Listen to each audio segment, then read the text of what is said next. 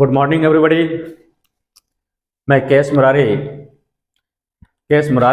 GS YouTube channel पर आप लोगों का फिर से एक बार स्वागत करता हूं। आज के वीडियो में बायोलॉजी का साइटोलॉजी में न्यूक्लियस की चर्चा करूंगा। इससे पहले सेल के अन्य पार्ट को मैंने पिछले वीडियो में दिया हूं और मैं आशा करता हूं कि आप सेल के बारे में और अधिक जानकारी प्राप्त करने के लिए प्लेलिस्ट में जाकर उसका अध्ययन कर सकते हैं। आज सेल में सबसे महत्वपूर्ण कोशिकांग या कहें सेल ऑर्गेनेल नाभिक की बात करूंगा। नाभिक यानी केंद्रक, न्यूक्लियस, जो कोशिका में सबसे बड़ा कोशिकांग है। तो चलिए मैं पेन डाउन करते हुए समझाने का प्रयास करता हूं और वीडियो को अंत तक देखने का प्रयास करें और पसंद आने पर आप इसको लाइक करते हुए कमेंट कर सब्सक्राइब कर इस लिंक को अधिक से अधिक शेयर करने की कोशिश करें। तो चलिए वापस फिर अपने टॉपिक्स पर आता हूं और आज का टॉपिक्स सेल का जो सबसे मेजर और लार्जेस्ट ऑर्गेनेल है वो नाभिक की बात करता हूं, यानी केंद्रक। केंद्रक, नाभिक, जिसको न्यूक्लियस कहा जाता है। न्यूक्लियस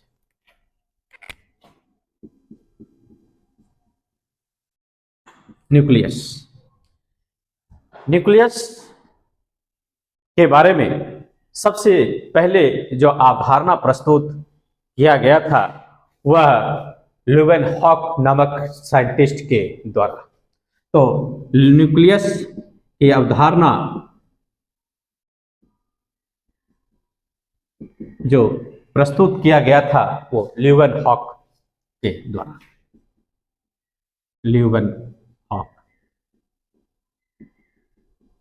ल्यूवेनहॉक के द्वारा प्रस्तुत किया गया था और इसने सलमान मछली, टाइप ऑफ फिश है, प्रजाति है, रेशन है, तो सलमान मछली के आरबीसी का अध्ययन किया था। उसी में न्यूक्लियस को सबसे पहले देखा था। इसलिए कहा जाता है कि न्यूक्लियस के कॉन्सेप्ट के बारे में सबसे पहले जो कॉन्सेप्ट प्रस्तुत किया गया था वो ल्यूवेनहॉक के द्वारा। जबकि nucleus term has been coined by Robert Brown, यानी न्यूक्लियस के बारे में न्यूक्लियस का जो नामकरण किया गया था, जो कोशिका का जो महत्वपूर्ण और बड़ा अंग है न्यूक्लियस, उसके बारे में जो नामकरण प्रस्तुत किया गया था वो रॉबर्ट ब्राउन के द्वारा।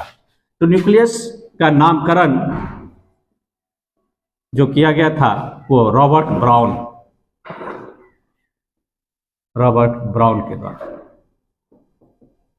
रॉबर्ट ब्राउन ये ऑर्किड नामक एक फूल होता था और उसी फूल का जब अध्ययन कर रहा था तो उसी के फूल का जो कोशिका है, उसी कोशिका में सबसे पहले ऑर्जेला नाम दिया था।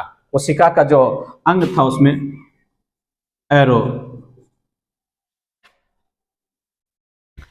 एरोडिला नाम किया, एरोओला, और यही एरोओला यानी को न्यूक्लियस कहा है, यानी नाभिक, न्यूक्लियस। तो यदि प्रश्न पूछेगा न्यूक्लियस टर्म किसने प्रस्तुत किया है तो Robert Brown has been coined nucleus term has been coined by Robert Brown, but concept has been coined by Leeuwenhoek of nucleus। तो न्यूक्लियस जो आप देख सकते हैं कि ये सेल होता है और सेल में यहाँ ये न्यूक्लियस होता है जो डबल मेम्ब्रेन न्यूक्लियस होता है। डबल मेम्ब्रेन न्यूक्लियस होता है और इसमें यहाँ पर एक न्यूक्लियोलस होता है जो मेम्ब्रेन लेस होता है और ये लिक्विड सब्सटेंसेस है और इसी में क्रोमेटिन फाइबर है, जेनेटिकली मटेरियल होता है। इसके बारे में भी मैं डिटेल से चर्चा करूंगा। तो ये न्यूक्लियस, इसी न्यूक्लियस के बारे में नामकरण सबसे पहले रॉबर्ट ब्राउन ने किया और कॉन्सेप्ट लीवेनहॉक ने प्रस्तुत किया। चलिए न्यूक्लियस की बात करते हैं। तो ये सेल के अंदर जो लिक्विड सब्सटेंसेज है इसको साइटोप्लाज्म कहते हैं, जो हम पहले भी साइटोप्लाज्म का जो अन्य साइटोप्लाज्म के बारे में भी चर्चा किया था, प्रोटोप्लाज्म। ये आपको प्लेलिस्ट में सेल के बारे में और विस्तृत रूप से जानकारी मिल जाएगी। तो कोशिका के अंदर जो महत्वपूर्ण कोशिकांग है वह न्यूक्लियस है और न्यूक्लियस में जो अन्य जो ऑर्गन है उसके बारे में या उसका जो कंसेप्ट है उसके बारे में चर्चा करूंगा। ये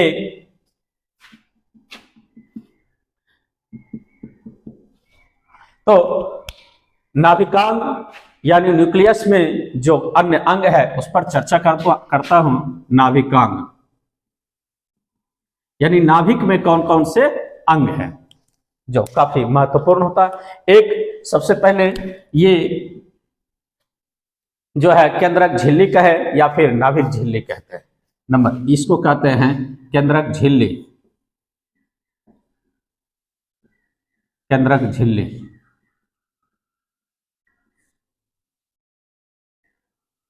यानी nucleus membrane, nucleus membrane.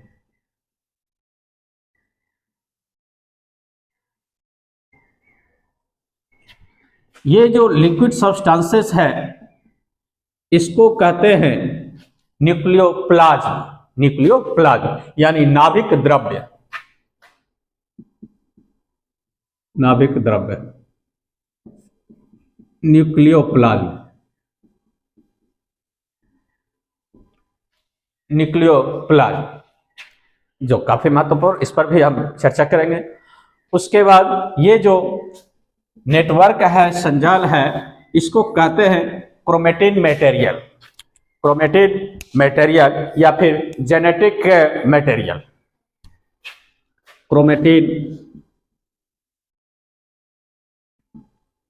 Material.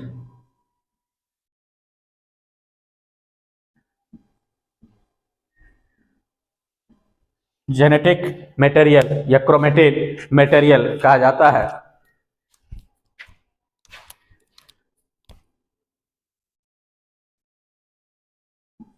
इसको जेनेटिक मटेरियल यानी आनुवांशिक पदार्थ, आनुवांशिक पदार्थ।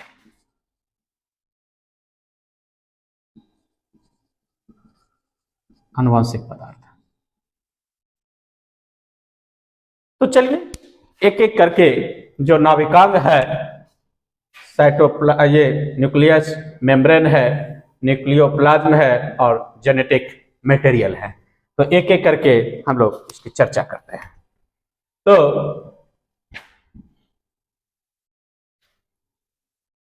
सबसे पहले देखते हैं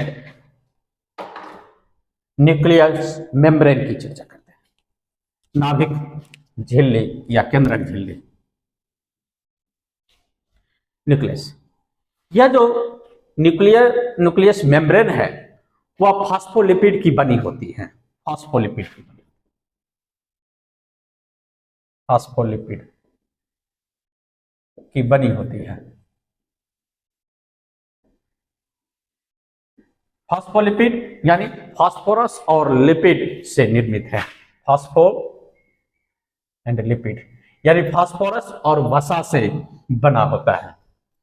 ये जो न्यूक्लियस मेम्ब्रेन है, पूछेगा कि न्यूक्लियस मेम्ब्रेन किससे बना होता है, तो ये फास्फोलिपिड की बनी होती है। यह जो है, ये देखिए आप, ये साइटोप्लाज्म है यानी कोशिका द्रव और ये न्यूक्लियोप्लाज्म है, इस दोनों के बीच संपर्क का काम करता, connecting point of cytoplasm and nucleoplasm. यानी यानी केंद्रक झिल्ली जो है ये कोशिका द्रव यानी साइटोप्लाज्म एवं न्यूक्लियस के अंदर जो लिक्विड सब्सटेंसेस है, तरल पदार्थ है, वह न्यूक्लियोप्लाज्म है। इस दोनों के बीच संपर्क बनाए रखने का कार्य न्यूक्लियस मेम्ब्रेन करता है एवं न्यूक्लियोप्लाज्म के बीच संपर्क बनाए रखने का कार्य करती है। बनाए रखने पूछेगा कि साइटोप्लाज्म और न्यूक्लियोप्लाज्म के बीच कौन संपर्क बनाए रखता है, तो न्यूक्लियस मेम्ब्रेन। ये दोनों के, इधर साइटोप्लाज्म है, दोनों के बीच सेपरेटाइजेशन का भी कार्य यही कर, दोनों को अलग भी करता है और संपर्क भी बनाए रखने का कार्य ये न्यूक्लियोप्लाज्म करता है। और इसी न्यूक्लियर मेम्ब्रेन के ऊपर ऐसे करके कुंडली नुमा एक संरचना पाई जाती है, ईपीआर। यानी ईपीआर जो होता है, इंडोप्लाज्मिक रेटिकुलम यानी अंतःप्रद्रव्यी जालिका, वो इसी न्यूक्लियस मेम्ब्रेन के ऊपर स्थित रहता है। साइटोप्लाज्म है लेकिन न्यूक्लियस मेम्ब्रेन के ऊपर स्थित रहता है। तो इसी पर यानी न्यूक्लियस मेम्ब्रेन पर ही ईपीआर के बारे में मैं लास्ट इससे पहले के सेल के वीडियो में दिया हूं, और आपसे यह विनती है कि आप उस प्लेलिस्ट में जाके उसके बारे में, इंडोप्लाज्मिक रेटिकुलम के बारे में भी पढ़ सकते हैं, देख सकते हैं। तो ईपीआर स्थित रहता है। ईपीआर कहाँ स्थित रहता है, तो न्यूक्लियस मेम्ब्रेन के ऊपर ही ईपीआर स्थित रहता है। अब आइए दूसरा न्यूक्लियस ऑर्गेनेल के बारे में बात करते हैं, तो न्यूक्लियोप्लाज्म की बात करते हैं। नाभिक द्रव। नाभिक द्रव जो है यह एक रंगहीन, पारदर्शी और दानेदार यानी granular, colourless and transparent liquid substances. तो यह जो है एक रंगहीन,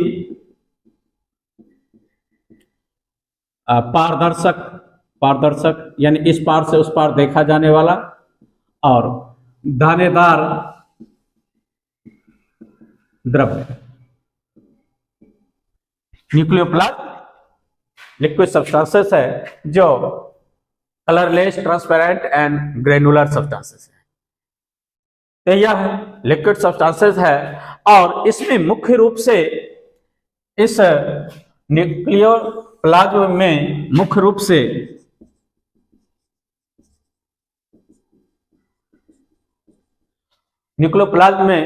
से प्रोटीन, फास्फोरस, कार्बन, नाइट्रोजन, शर्करा, न्यूक्लिक एसिड में डीएनए एंड आरएनए जो पाया जाता है, वो सारे पाए जाते हैं। मुख्य रूप से जो पदार्थ पाए जाते हैं उसमें प्रोटीन, फास्फोरस,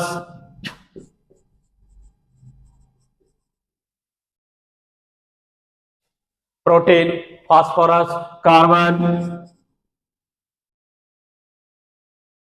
शर्करा यानी स्टार्च, नाइट्रोजन,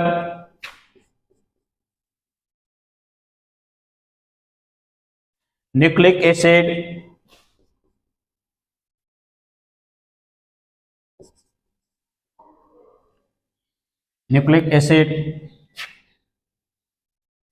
यानी डीएनए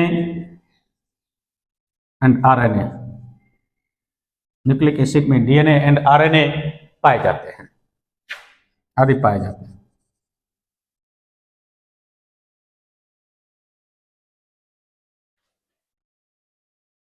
इसमें ये जो न्यूक्लियोप्लाज्म है, न्यूक्लियोप्लाज्म में जो प्रोटीन पाया जाता है उस प्रोटीन को हिस्टोन प्रोटीन कहा जाता है। यानी इस न्यूक्लियोप्लाज्म में जो पाए जाने वाला, न्यूक्लियोप्लाज्म में पाए जाने वाला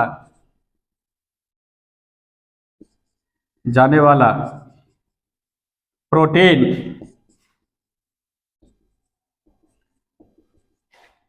हिस्टोन होता है, जनरली हिस्टोन होता है। प्रोटीन मुख्यतः हिस्टोन हिस्टोन होता है, प्रोटीन जनरली हिस्टोन होता है। तो न्यूक्लियोप्लाज्म में अक्सर पूछा जाता है न्यूक्लियोप्लाज्म में किस तरह का कौन सा प्रोटीन है, तो हिस्टोन प्रोटीन है जो मुख्य रूप से पाया जाता है न्यूक्लियोप्लाज्म में। इसके अलावा nitrogen, phosphorus, carbon, starch, nucleic acid में डीएनए एंड आरएनए ये पाया जाता है। चलिए अब आगे जो तीसरा जो न्यूक्लियस ऑर्गेनेल है उसमें हम चर्चा करते हैं क्रोमेटिन फाइबर या फिर क्रोमेटिन मटेरियल या फिर जेनेटिक मटेरियल, इसकी चर्चा करते हैं। तो आइए हाँ, इससे पहले थोड़ा सा एक न्यूक्लियोलस की बात कर ले। ये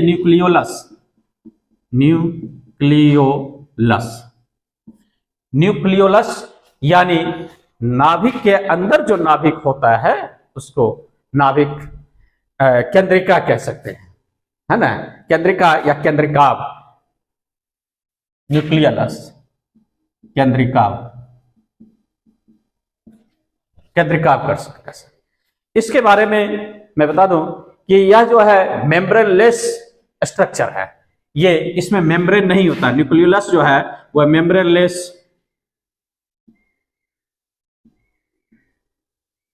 मेम्ब्रेनलेस यानी झिल्ली विहीन संरचना होती है जो केंद्रक के अंदर पाया जाने वाला केंद्रकाव है, यानी न्यूक्लियस के अंदर पाया जाने वाला न्यूक्लियस है। इसका मुख्य कार्य जो है आरएनए एवं राइबोसोम का सिंथेसिस करना।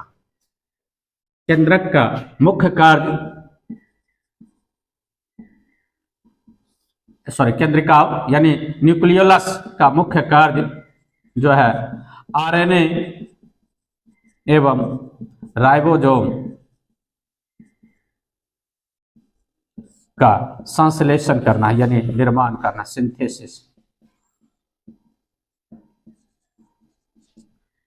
सिंथेसिस करना।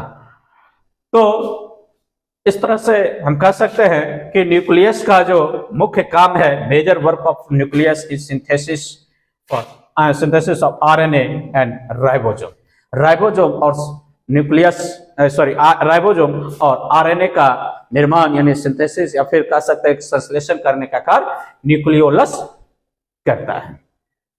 आइए अब आगे फिर वापस आते हैं क्रोमेटिन मटेरियल पर या फिर जेनेटिक मटेरियल पर।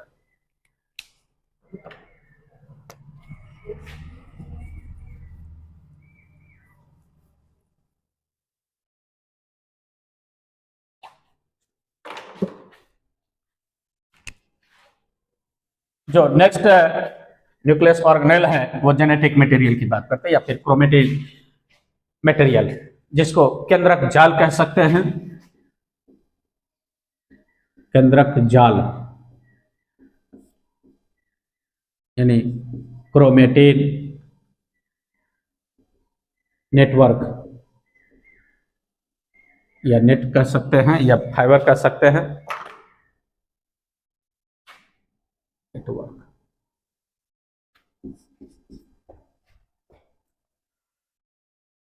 ये जो क्रोमेटिन नेटवर्क जो है यानी जाल जो है, ये आप देखिए न्यूक्लियस के अंदर, और ये न्यूक्लियोप्लाज्म, ये लिक्विड सब्सटेंसेस जो है न्यूक्लियोप्लाज्म में तैरता हुआ जो है सो यह एक संरचना है, सूक्ष्म धागों से बना हुआ यानी माइक्रोस्ट्रिच से निर्मित यह एक संरचना है जो न्यूक्लियोप्लाज्म में पाया जाता है। तो केंद्रक जाल जो है या क्रोमेटिन नेटवर्क जो है यह नाभिक द्रव में यानी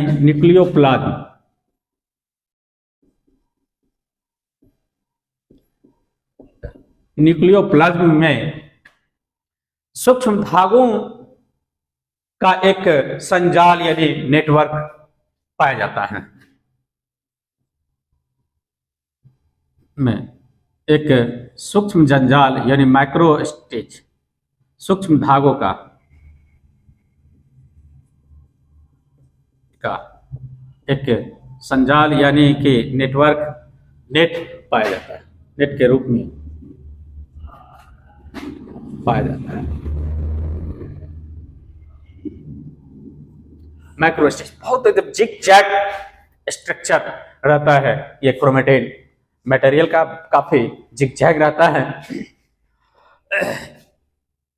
ये जो क्रोमेटिन नेटवर्क है वो कई बंडलों का कई क्रोमेटिन धागों का बंडल होता है, और यही जो कई धागों का जो सूक्ष्म धागों का जो बंडल होता है, यही इसको जो है सो आनुवांशिक पदार्थ कहते हैं। जो एक संजाल के रूप में जो कई बंडल पाए जाते हैं, यानी गांठ जो पाया जाता है, कई बंडल जो होता है, इसी को जो है सो मेनली जेनेटिक मटेरियल कहा जाता है। और ये जेनेटिक मटेरियल जो है यानी कि डीएनए ही है जो जेनेटिक कैरेक्टरिस्टिक को one generation to another generation carry करता है। खैर डीएनए पर एक अलग टॉपिक मैं करूंगा, तो फिलहाल अभी क्रोमेटिन नेटवर्क की बात करें। और क्रोमेटिन नेटवर्क जो है, यह सूक्ष्म धागा जो है, यह जो है सो जब सेल डिवीजन होता है, कोशिका का विभाजन होता है, तब कुंडलित होकर जो है सो पूर्ण गुणसूत्र यानी क्रोमोजोम के रूप में बदल जाता है। तो कोशिका विभाजन यानी सेल डिवीजन, कोशिका विभाजन के समय ये पूर्ण क्रोमोजोम, ये पूर्ण गुणसूत्र यानी क्रोमोजोम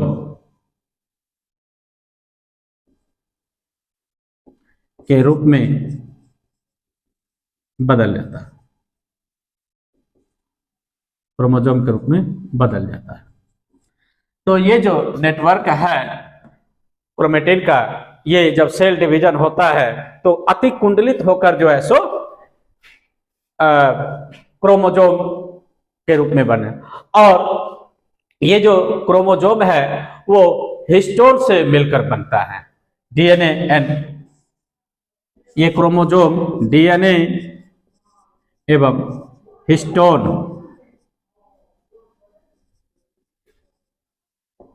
से मिलकर बनता है।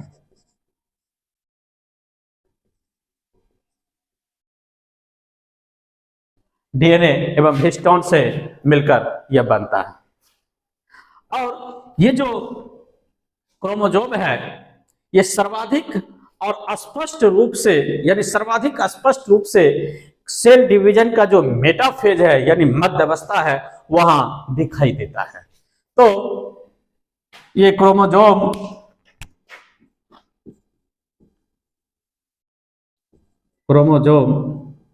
जो ये सेल डिवीजन होता है, ये नेटवर्क जो है क्रोमोजोम जो है सर्वाधिक स्पष्ट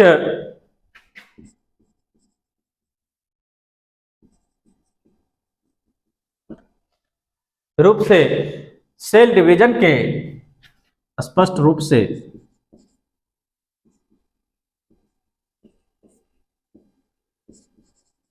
सेल डिवीजन के मध्यावस्था यानी मेटाफेज में दिखाई देता है। मेटाफेज में दिखाई देता है, प्रोफेज एनाफेज में नहीं बल्कि मेटाफेज में दिखाई देता है।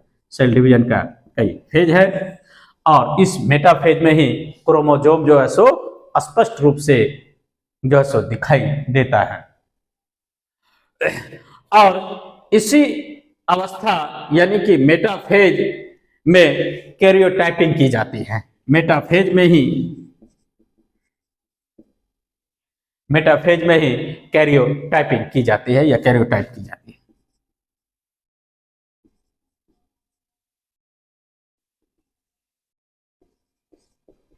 है।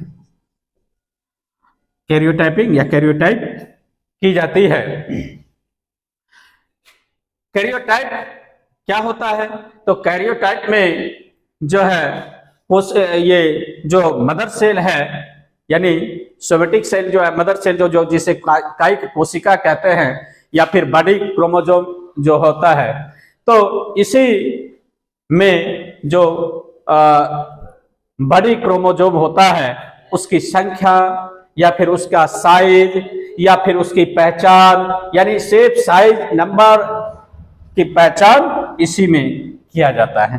क्रोमोटाइप है ये, कैरियोटाइप में ही, कैरियोटाइप जो होता है इसमें क्रोमोसोम यानी किसी भी जीव की कायिक कोशिका में क्रोमोसोम की संख्या,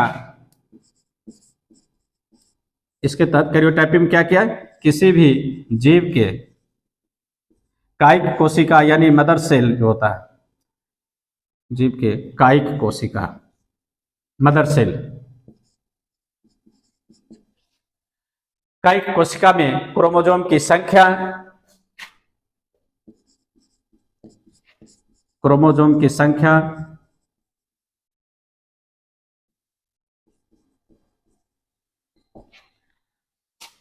आकार यानी साइज, शेप एंड साइज, और पहचान का मूल्यांकन किया जाता है। पहचान का मूल्यांकन इसी मेटाफेज में किया जाता है। अब ये जो सेल डिवीजन के दौरान जो क्रोमोसोम बना है पूर्ण रूप से, तो कहा जाता है कि किसी प्रजाति के सभी सदस्यों में क्रोमोसोम की संख्या समान होती है। किसी प्रजाति के सभी सदस्यों में क्रोमोसोम की संख्या समान होती है। किसी भी प्रजाति के सभी सदस्यों में क्रोमोसोम की संख्या समान होती है, यानी गुणसूत्र की संख्या समान होती है।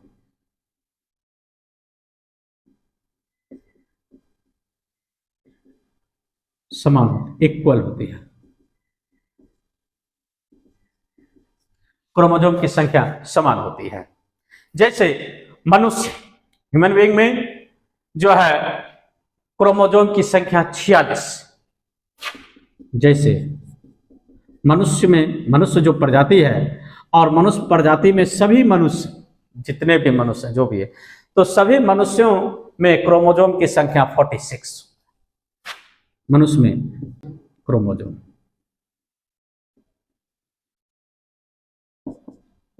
यानी, और ये पेयर में होता है, जिसको मैं भी क्रोमोसोम पर डिटेल करूंगा, यानी 33rd pair. Total number of chromosome in human 23 pairs. या फिर आगे देखते हैं, ये बंदर, मंकी या चिंपैंजी का समूह का लेते हैं, तो बंदर या चिंपैंजी में जो क्रोमोसोम होता है, चाहे जितना कोई भी बंदर है, तो उसमें जो है सो 48 क्रोमोसोम पाया जाता है। 48 क्रोमोसोम। और ये 48 क्रोमोसोम जो है, यानी कि 48 यानी 24 पेयर।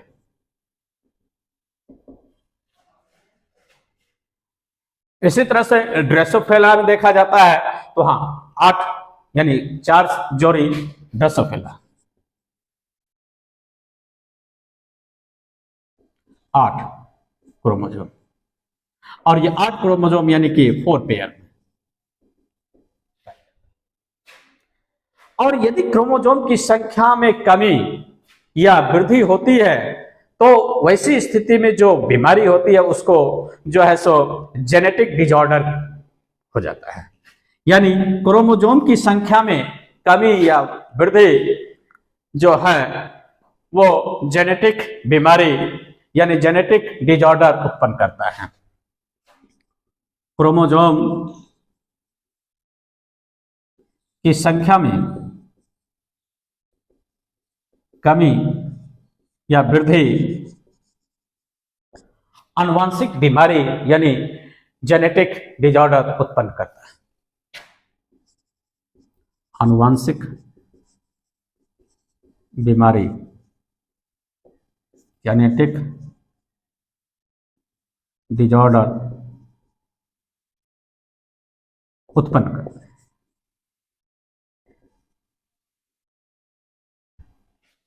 जैसे मान लिया जाए कि मनुष्य में यदि क्रोमोसोम की संख्या कम गई तो डाउन सिंड्रोम नामक जेनेटिक डिजॉर्डर होता है, यदि बढ़ गया तो पटाउ सिंड्रोम नामक जेनेटिक डिजॉर्डर होता है। उस पर अलग से चर्चा करूंगा। चलिए अब मैं वापस आता हूं क्रोमोसोम के बारे में और भी बातें। क्रोमोसोम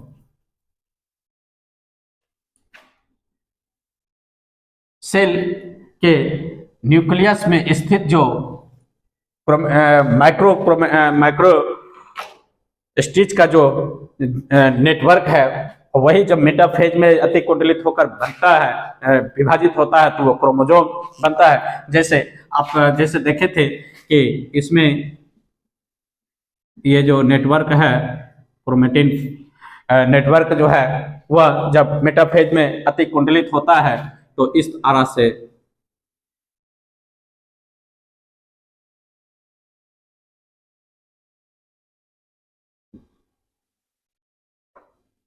इस तरह से अति कुंडलित होकर जो सो मेटाफेज में बन जाता है, यानी क्रोमोसोम इन मेटाफेज।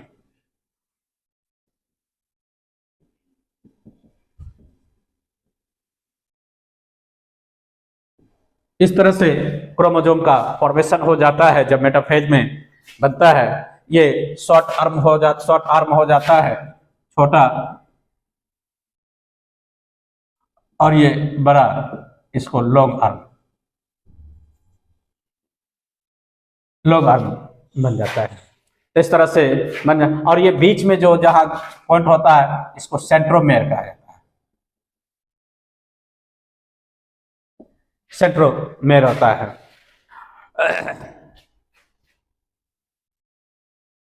सेंट्रोमेयर। और इस क्रोमोसोम का जो साइज होता है 0.2 to 2.0 माइक्रोमीटर के अप्रोक्स में जो साइज होता है। जो मेटाफेज में मैंने पहले बताया कैरियोटाइपिंग होता है, उसमें उसका शेप साइज देखा जाता है, तो 0.2 to 2.0 माइक्रोमीटर माना जाता है। चलिए इन ह्यूमन बीइंग क्रोमोसोम की बात करते हैं। तो ह्यूमन क्रोमोसोम, मानव क्रोमोसोम,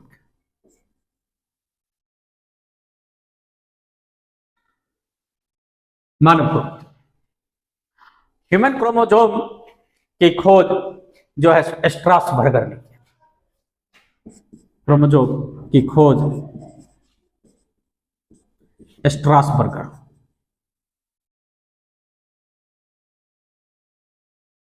स्ट्रासबर्गर ने किया था, जबकि human chromosome term has been coined by Waldeyer. जबकि ह्यूमन क्रोमोसोम का नामकरण जो किया था बाल्डेयर ने किया था। बाल्डेयर।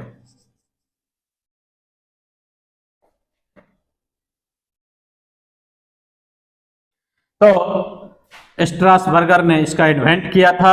प्रश्न पूछेगा कि मानव के गुणसूत्र की खोज किसने किया, तो स्ट्रासबर्गर ने। और मानव के गुणसूत्र का नामकरण किसने किया, तो बाल्डेयर। बाल्डेयर हैज बीन कॉइन्ड बाय बाल्डेयर जो है टर्म पॉइंट किया था, टर्म की नामकरण किया था, और स्ट्रासबर्गर ने उसको खोज किया था। और ह्यूमन क्रोमोसोम की जब बात करते हैं, ह्यूमन क्रोमोसोम,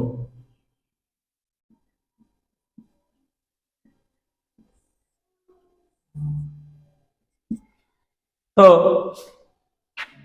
इसको दो भागों में देखते हैं ह्यूमन क्रोमोसोम को। एक ऑटोसोम और दूसरा एलोसोम।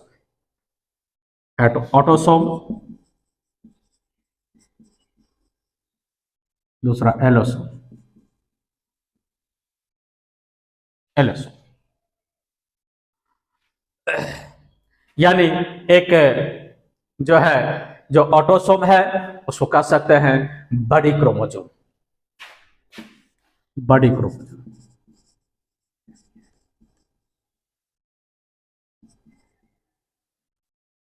और एलोसोम जो है उसको कह सकते हैं सेक्स क्रोमोसोम,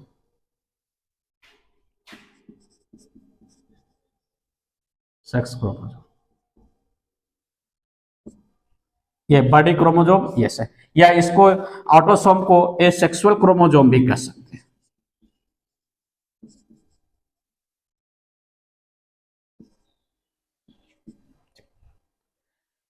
ये जो ऑटोसोम है ये नर मादा में समान होता है, यानी मेल एंड फीमेल में समान होता है, और ये जो है 22 पेयर होता है,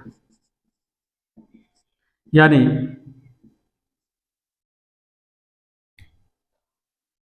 44। और ऑलोसोम जो होता है वो 1 पेयर होता है, यानी 2। टोटल कर देते हैं तो हो गया 46 क्रोम। ये 46 2 क्रोमोसोम ऑलोसोम और 44 क्रोमोसोम ऑटोसोम। अब ऑटोसोम और ऑलोसोम क्या होता है? ये जो ऑटोसोम है ये रिस्पॉन्सिबल फॉर बॉडी ग्रोथ, यानी शारीरिक वृद्धि के लिए ये रिस्पॉन्सिबल है, ये उत्तरदायी है बॉडीसोम। और ये ऑलोसोम है sex chromosome determined to sex, यानी कि लिंग निर्धारण में ये मेजर रोल प्ले करता है। और ये जो एक पेयर यानी 2 जो इसकी संख्या होती है वह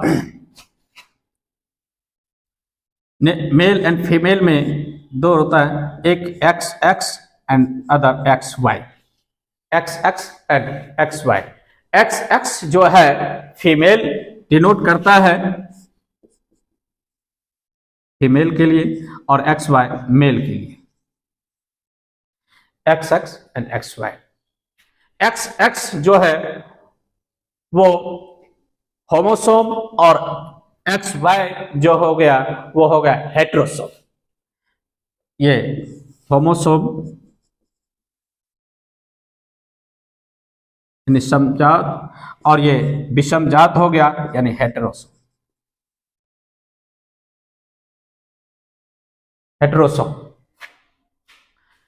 तो ये 2, और ये बड़ी रिस्पॉन्सिबल है, बॉडी ग्रोथ के लिए रिस्पॉन्सिबल है, इससे ये ऑटोमेटिकली यानी बॉडी ग्रोथ में होता है।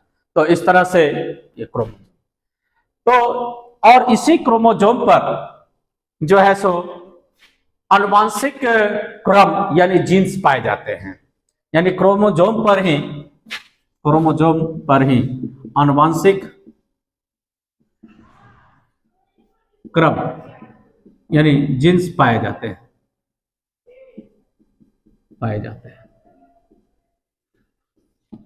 जीन्स पाए जाते हैं जो किसी भी जीव के आनुवांशिक लक्षणों को नियंत्रित करता है।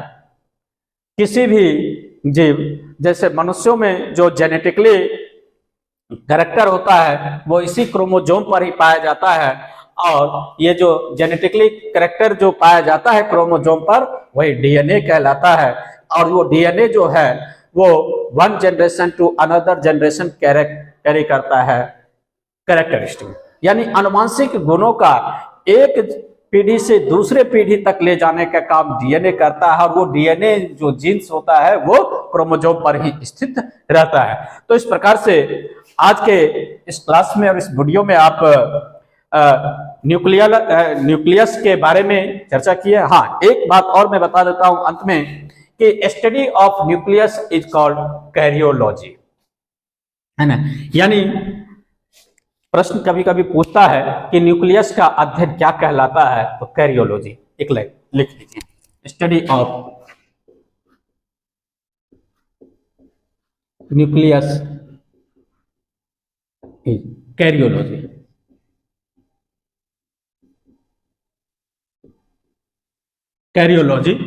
Cairo means nucleus. तो इस प्रकार से आज के इस वीडियो में आप कोशिका का जो सबसे बड़ा ऑर्गेनेल देखे हैं वो न्यूक्लियस है। कोशिका का सबसे बड़ा ऑर्गेनेल न्यूक्लियस है, यानी कैरियर। तो आज का वीडियो आप लोगों को अच्छा लगा होगा और मैं समझता हूं कि आपको अच्छा लगा होगा, तो आप इसको कमेंट जरूर करेंगे और कमेंट करके इस चैनल को अधिक से अधिक शेयर करें और सब्सक्राइब कर ले, और भी अपने लोगों को सब्सक्राइब करने के लिए कह सकते हैं। तो इसके लिए आज का ये वीडियो देखें, इसके लिए बहुत बहुत धन्यवाद।